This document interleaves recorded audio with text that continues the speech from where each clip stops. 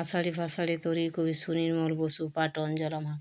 গুরু গুরু গুরু গুরু গুরু গুরু শোনো সুর গম্ভীর, অম্বরে অম্বরে গর্জায় কোন বীর।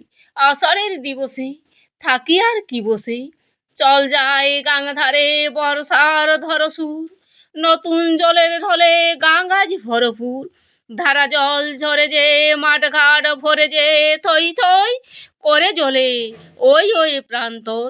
হল্লাতে জাগে বুঝি মল্লারে গান্তর, চর নদী কূলে রে ঢেউ উঠে দুলে রে, বাদুলে বাতাস এসে নদী জল পাক খায়।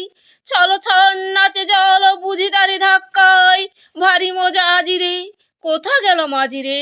ঝুর ঝুর জল ঝরে মেঘ ডাকে গুর গুর, ভরা গাঙ্গে তরি বেয়ে মোরা যাব দূর দূর। চলে যাব সুদূরে যেথা করে ধুধুরে, নদীর মোহনা ওই নিরালা সে অঞ্চল। আষাঢ়ে ভাষাঢ়ে তরি মন আজি চঞ্চল।